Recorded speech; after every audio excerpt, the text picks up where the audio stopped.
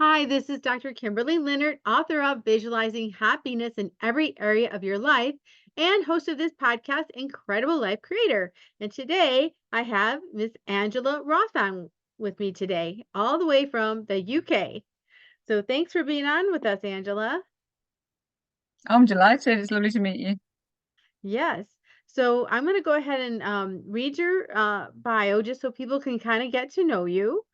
Um, but Angela Roth started out as a police officer, and she went through a lot of different trials and things, and I'm going to let her tell that during her story.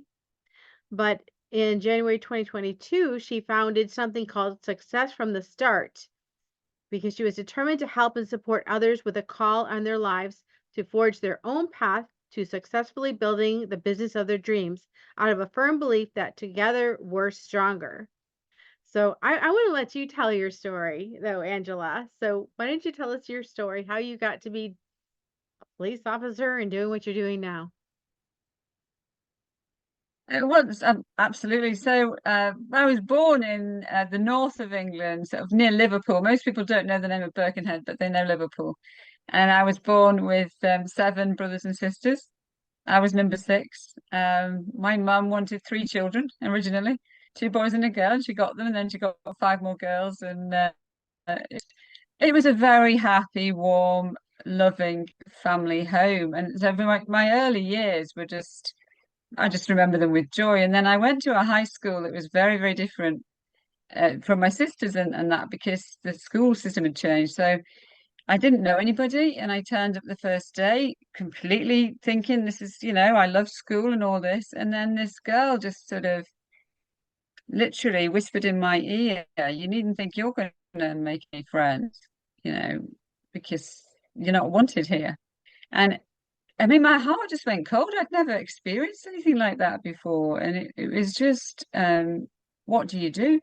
And because of the school system, my mum and dad had to contribute some financial part to this school. And I'd passed an exam to get there, and they were so proud of me. And I felt like I couldn't tell anybody because I felt I was letting them down. So I sort of really suffered with this group of gang of bullies. And the one time I thought that something would happen was my friend, or I thought she was my friend, saw them kicking me and hitting me.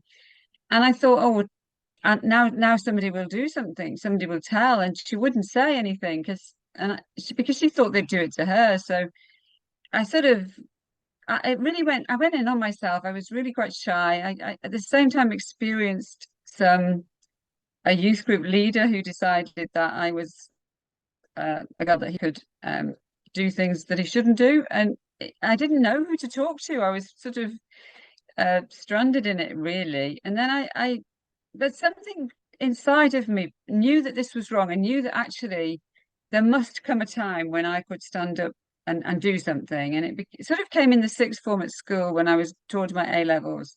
And I began to think like I can't sort them out, but I can distance myself and I can become who I am. And so I did start to kind of stand up to them. And at the same time felt this desire to join the police force, which really everybody thought I was crazy because I was a little girl who liked dolls. I didn't like PE, I didn't like all of this stuff. And they thought it was just because I liked Starsky and Hutch, actually. That's what my mum thought. But it wasn't. There was just this real sort of strength and passion to do it. So I went off to university, got a degree in management, and then I joined the police and in Greater Manchester, which was again quite inner city, quite quite a violent place to be. That the part of the area that I was in. And there I faced a different kind of bullying. There was the sexual kind of discrimination part came in, although it wasn't supposed to. We were by then women were supposed to be equal to men, but there were the actual policemen who physically thought they had some kind of ownership over the police women, and would quite happily sort of brush past you or touch. And then there were the police women, and you see, I didn't swear. I came from a good school. I went to university. I wasn't the archetypal policewoman, and there were police women there who thought they had to be police, and they didn't really like it that I was more feminine, and so they would do it. Particularly one in particular would do everything she could to undermine and belittle me. And that was again something. It was like, why would they do this? But I was very, very grateful. I had an inspector who was my hero and my real sort of helpmate, really. And he always made sure he couldn't stop them because he all the time, but I just knew he had my back. And I learned so much during that time. It put me in front of people that had nothing in this world. It put me in front of people who hadn't had the chance I had. They didn't have the love I had. They didn't have the support I had, and their lives were terrible. And some of them through no fault of their own. And then there were people who, I mean, there was one dear old lady her husband had died, and she woke up that morning she couldn't find her husband because she was blind. And there he was, he died in the toilet. And you found yourself sitting alongside them and weeping with them because they didn't have anybody else. And it stirred something inside of me that said, everybody deserves a chance to succeed. Everybody deserves a chance to close the door behind them of the things that they've suffered and open a new door and find a new life and find something that they can commit to. And gradually, that took me into the coaching world. But it also took me to a place where the virtual world started, and I didn't know how to do that bit. And I trusted the wrong people who was out there sort of selling high ticket coaching. We can show you how to run your coaching business. We can make sure that you're a success. And our life savings basically went on this business trying to build this virtual space, and with the wrong people who really were just after the money. I learned an awful lot through the hard way. But again, then I discovered that I wasn't the only one, that during lockdown, the number of people like me, heart-led people who really wanted to help, took the wrong advice, trust people. And then I just thought, you know what, I've learned all of this stuff. I can help people do this now. And that's when Succeed from the Start began, because I realized how many people needed somebody who could show them the tech. They didn't like the tech, but I could show them. I could give them the strategy. I could give them the compassion. I could help them develop their mission and their goal. And they haven't looked back and it's just like everything that's gone far has brought me to this place so that now I can open doors for other people and get them out there, touching the world and changing lives, because that's what's it all about. So that's my story. Beautiful. So you're helping people, start their coaching businesses or become successful with their coaching businesses, especially online, and helping them with the tech and things like that. Because I think even when I started this podcast, it took me 2 years to find somebody reputable that I trusted, that I knew was a master.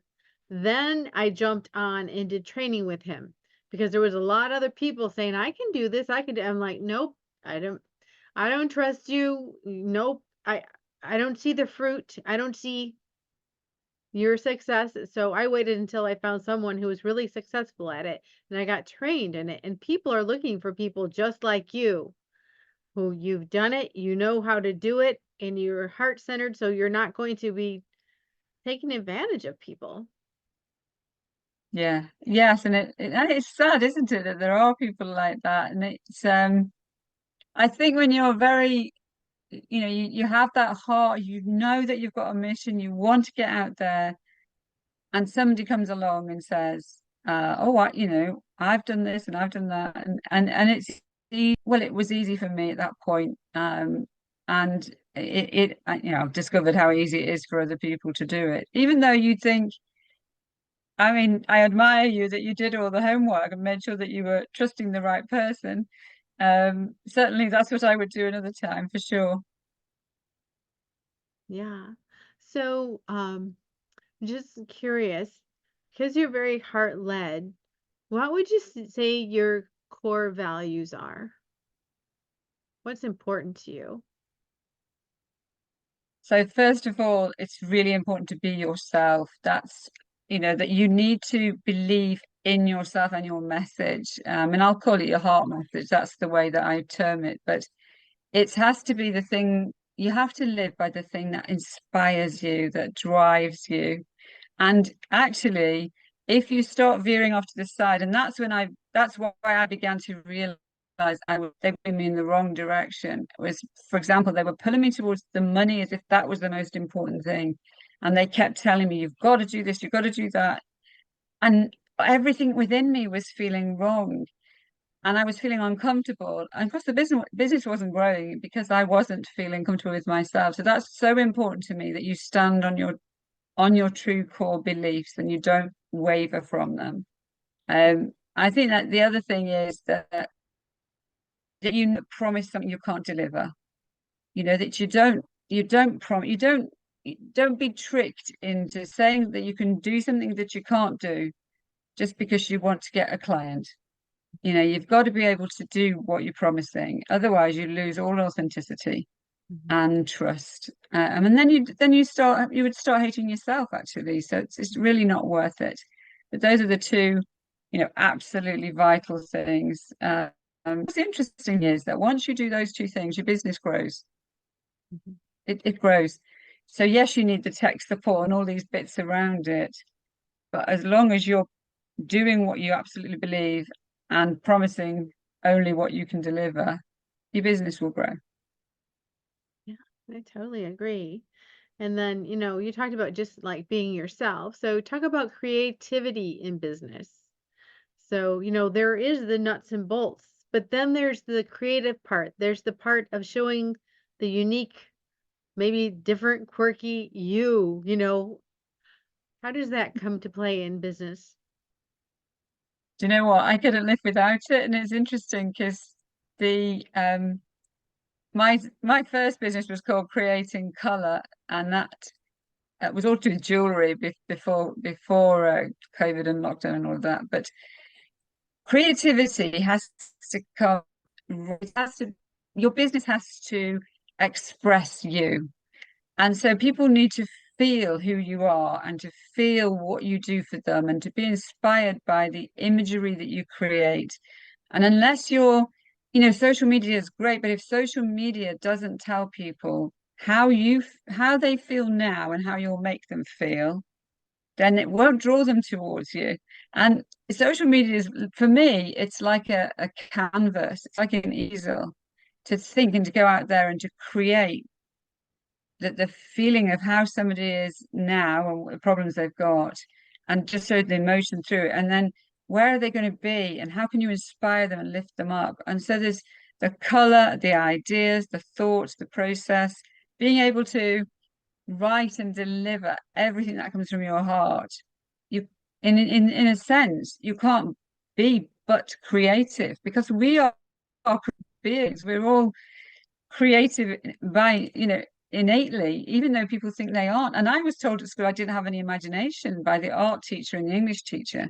So I lived for some time thinking that I wasn't creative. And then I thought, that's ridiculous. Every child that you give a paintbrush to creates something. It might not be what you might create, but it allows them to go with it. And we have to be the same with ourselves. And then our business becomes an extension of who we are, and it becomes an attractive place for people to be drawn to. Mhm. So, if people are just starting out their coaching business, I know there's the structure piece, there's the marketing piece. Is it better for them to market to their warm market or to do advertising? How do people start out and be successful with that? The most important thing is to start telling your truth and to start telling it in a way that causes people to ask questions. Go out there, speak out against the things that are wrong that you can change, the things that are hurting people that you can help to heal. Go out and declare those things to the world and put your message out there. Don't worry about, you know, hundreds of million followers on Instagram or anything like that. Go out there and speak your truth and create it as well. Start making it image rich, um, and then start thinking about, right, what change do I bring to the world? A lot of mistakes that people make in coaching is they start thinking that they have to specifically talk to a particular kind of person, and they'll follow programs, and it will say, right, what age is the person? What job do they do? How many children have they got? What do they eat for breakfast? What color hair do they have? It feels like they're creating this specific, and they spend a long time filling in forms for this avatar. Mhm. It's a waste of time. The avatar should be the change you make. What change do you make for people? And Mhm. they might be fat, thin, old, young, it doesn't matter what they are. But if you can make that change and you start talking about the change, the people who need your help are attracted to it. They will be drawn to you because they'll hear you saying what you can do and they know they need it. They know that they need the change more than you know they do. And it doesn't matter what they look like. And once you start doing that, and once you start working with people to begin with for free, do some work with some people for free, get some people who will give you testimonials, and then start thinking about charging.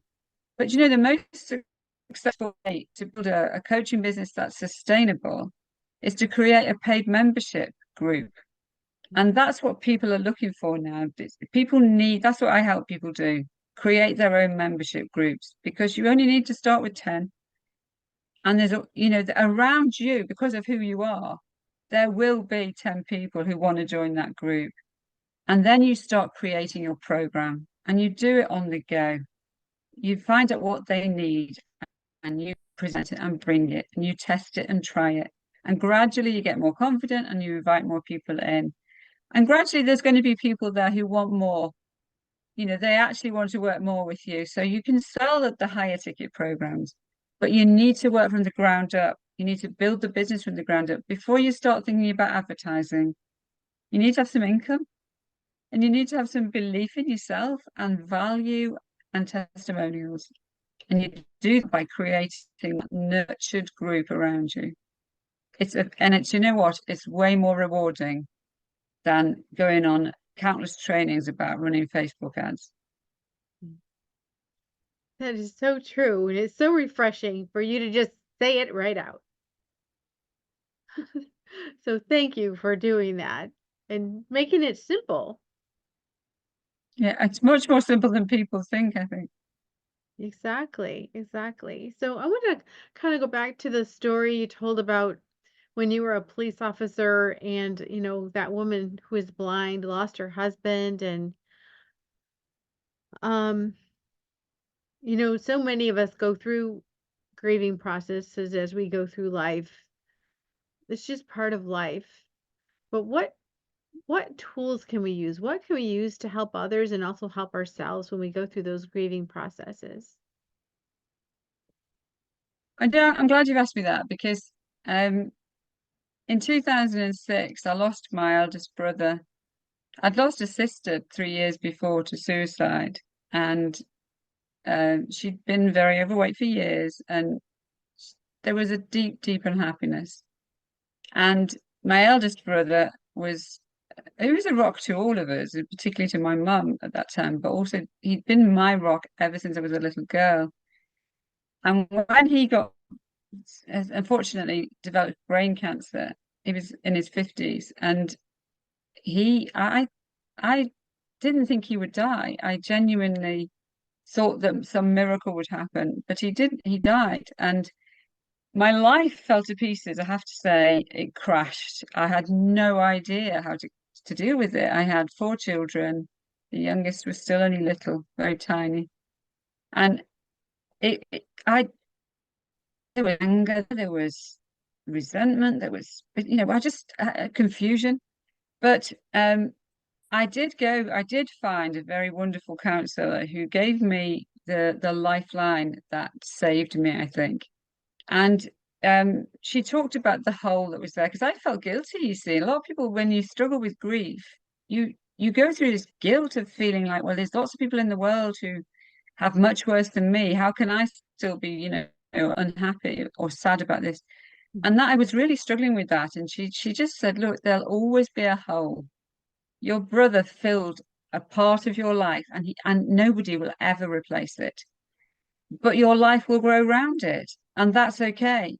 And that for me was such a lifeline because it gave me permission to hold Christopher in my heart still and to still have that, I don't, there's never a day goes by when I don't, something doesn't remind me. And it can be a smile it brings, and it can be a sense of warmth as if he's giving me a hug or whatever. It's not that I'm not living with him kind of around my shoulders or something, but he's still very much part of my life. Mhm. And it and I appreciate it and value it. And I would say to anybody, if you're going through grief, don't blame yourself. Don't feel that you can't cope. Just remember that that person is always going to be a part of you. But around the edges, life happens. And once I started seeing that and realizing that I could live on forward, I can't believe how many people I have now been in touch with who've started telling me about the pain that they're going through. And that halfway through, they'll say, I have no idea why I'm telling you this. I started telling you this. And I know why they're telling me because something inside of me understands. In fact, I've just sent a message on Facebook. I saw somebody's post about their mum, and it's 3.5 years, and she's feeling that she should be pulling through it. And I just overwhelming need to write to her and say, don't blame yourself. Just remember and cherish that part of that person, and then grow around it, and it makes you a richer person. Mhm. You'll never swap that. I mean, I would love my brother to walk through the door now. Mhm. Of course I would. I mean, that would be silly. I know you can't say that you're glad that you went through that. Mhm. But by taking hold of it and turning it into something positive, it changes your life and it changes the lives of those around you. It's so, and stay alone. That's the other thing. Don't don't bottle it all in and think that you've got to just deal with it, because that way it will never be healed. It can't be. Exactly. And I can totally relate to that. I had a friend that said, when it comes to grief, it just takes as long as it takes. And a few years ago, I actually lost a fiance, and you're right. There's a big hole there. There's a big hole there. And the good thing that happened with it is when someone loses someone, I get it. I understand. And you don't always know the words, but you know some words that at least you can say or some comfort you can give. And, it just takes as long as it takes. And you never should feel bad about that. I mean, people, when they lose their mom, especially, sometimes people never get out of over losing their mom. I mean, it's your mom. I think that, and I think by knowing and almost like having permission to not get over it, it means that you can, like I say, you can live around it, and and you can still cherish, like you say, your mom. I mean, your mum's been there since the day you were born.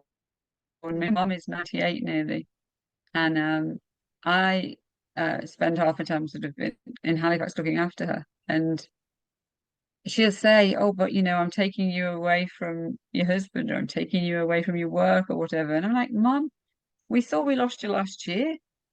Every minute that I'm with you is a joy. I Mhm. cherish it. It's not a duty. It's not a difficulty. Like you say, if you lose your, yeah, it's a really hard thing to go through." Mhm.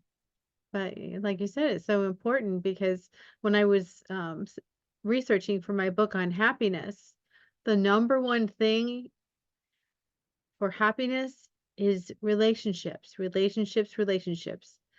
It doesn't matter who the person is. They've done even like 70-year studies on this. And it's always Wow. about relationships. So that one more day you can be with your mom, that one more day you can be with your friend. It's just irreplaceable. It's so valuable, so precious. Yeah, absolutely. So now let's talk about loving ourselves. So we want to be in these relationships and we want to love people, but we have to love ourselves first. Yeah, that's probably one of the most fundamental truths of all, isn't it? Love your neighbor as yourself. And I remember the first time I heard that Bible verse thinking, well, how's that? Because at the same time you're being told not to be arrogant or proud, all this, and they get mixed up, don't they? They get confused because Mhm, loving yourself is not about being proud and thinking that you're better than someone else, mhm, but it's about accepting who you are and valuing who you are. Because if you don't value yourself, then, well, why should anybody else value you actually? But also, it shows that there's a judgmental part to you, and we can be so self-judging about ourselves. And I think um I remember saying to somebody once that I liked myself, I loved myself, and they couldn't handle it uh-huh, because and they'd ever been loved actually, because I think that's probably why they couldn't love themselves, and they thought that I was saying I was better than them. So I'm not at all. But if you're going to be able to give love and to accept other people, then you have to believe that you're worth accepting. mhm, And I mean, it's a fundamental truth, definitely. And if I was coaching somebody personally, that's really where you start. mhm. Often there's a forgiveness of yourself that has to take place. Yeah. The things that you're not proud of, you've got to acknowledge that, yeah, you're not proud of them, but you're a human being. Guess what? You make mistakes. And, we can put those things right. But we can only put them right if we actually accept and acknowledge that they were wrong in the first place. So, um, yeah, you have to, with that, love and acceptance of yourself first. Yes. So I wanted to hear about your program. So this is the part where you tell us how do people connect with you? Tell us about your programs. I want to know more about your membership, you know, I don't know what you call it, group, organization. So tell us all about that. Well, do you know what? Thank you. I am so proud of our community. So, as I said, succeed from the start because we believe from day one you have the right to succeed with the message that you've got to share. And it's all about, first of all, developing that message. What is that message? What's that burning passion inside of you? What change can you make for people? Where can you take them from A to B? Where will they be when they've worked with you? What will success look like for your clients when they come through your program or your membership? So we do all of that and just get clear on that first. If the person isn't clear, and if the client isn't clear on that first, they might already have that, but we'll always sort of look at it and make sure that we've made it the best possible. And then look at, well, what are you going to do? What are you going to do for these clients? How are you going to do it? How are you actually going to make the change that you know you can make, and make sure that it's a practical steps forward that they can do? Help them to value themselves actually from what you've just said, because one of the things with heart-led entrepreneurs, heart coaches, they often find it difficult to ask for money. They often feel that if they really cared, they'd do it for free. If they really cared, they'd be bargain rates and all of that. So there's a real sort of piece around valuing what you do and how much you charge. There's also, though, an integrity around that, where I don't believe that you just pluck a figure from the air because somebody told you that's what you should charge. You have to feel comfortable with it. And yes, your prices will increase as time goes on, but you have to feel totally aligned with the money that you're asking for. So we really help with that. And then what we do is we provide all the technology that you need. So all the systems that you need, and the knowledge and support around learning them. And then if you're not tech inclined, it's amazing. I mean, I've got Barbara, for example. She's now moved to live near me so that she can actually be in the office with me. But she hated technology. She, well, I can't do that. I can't do that. Now I've watched her laughing as she's made landing pages and email lists and things. And it's fascinating watching people achieve things that they think they can't. Mhm. And that they hear people talking about, automations, and you can see them going like, automation, what's that? But as soon as they can do it, it's like they just got their math A, like it's Mhm. something that they've achieved. And there's a sense of achievement to it. We do have VA services on side as well, so that for some people, if they think, well, actually, that's just going to take me forever to do that, they Mhm. can use one of our VAs as well. And then we have sort of office hour sessions each week. So there's 4 different times when you can just turn up Mhm. and say, I don't know how to do this. Please, can you help me? Uh-huh. And do that. Also intermingling with networking, making sure everybody knows each other. I Mhm. think that the biggest thing that I'm most proud of is that nobody's lonely, nobody's on their own.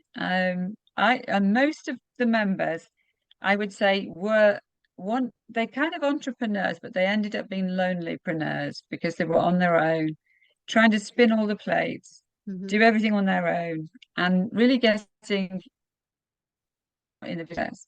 So we really bring people in, nurture them, give them a place where they can grow their ideas, develop a course if they want to, a program if they want to.